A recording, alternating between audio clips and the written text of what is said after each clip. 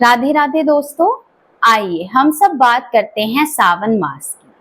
सावन मास जो कि मुख्य रूप से जो नाम है वो था श्रावण मास। श्रावण मतलब सुनना, यानी कि इस महीने में आप जो भी मांगेंगे तो वो तो भगवान शंकर सुनेंगे ही सुनेंगे, क्योंकि यह जो सावन का महीना है यह पूर्ण रूप से भगवान भोलेनाथ को समर्पित है। ठीक है, तो आप सच्चे मन से जो भी उनसे प्रार्थना करेंगे वह आपकी प्रार्थना जरूर स्वीकार करेंगे।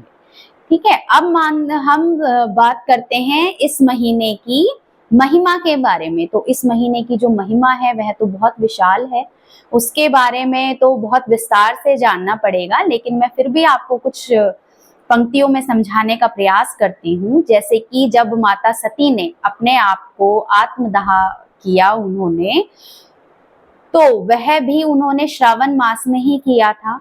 फिर भगवान माता पार्वती ने जब भगवान भोले शंकर को अपने पति स्वरूप में पाने के लिए बहुत तपस्या की, बहुत ज्यादा तप किया, तो जब भगवान शंकर ने उनसे विवाह किया, उनका वरण किया, तो वह भी सावन मास में ही किया था।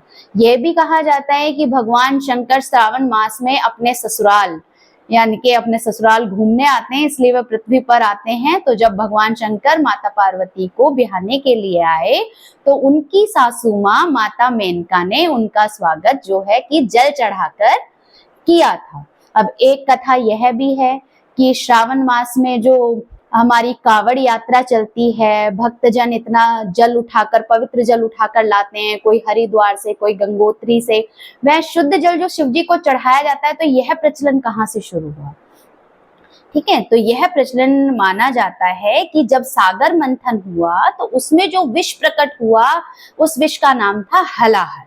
जब भगवान शिव ने उसे अपने कंठ में धारण किया तो भगवान शिव पर भी उसका प्रभाव पड़ा, और भगवान शंकर जो हैं वो, उनका जो शरीर है वो बहुत ज्यादा ज्वलनशील हो गया था। तो इसलिए भगवान, सभी देवताओं ने, सभी राक्षस गणों ने भी, जो भी जन थे, गुरुजन, मतलब जो भी थे, सब ने भगवान शंकर पर इतना जल चढ़ाया, इतना जल चढ़ाया, ताकि उनके शरीर की जो ज्वलनशीलता है उसको कम किया जा सके।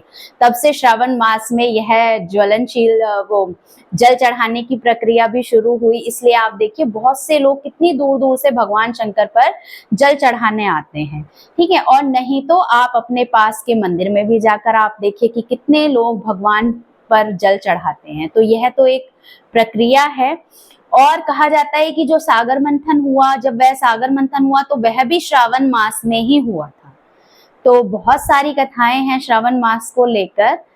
तो यह है सावन मास की महिमा, क्योंकि यह बहुत बड़ी महिमा है। यह भी कहा जाता है कि जो माता गंगा है, उनका जब पृथ्वी पर आवास हुआ, जब वह पृथ्वी पर उतरी, तो भी वह सावन मास में ही पृथ्वी पर उतरी थी।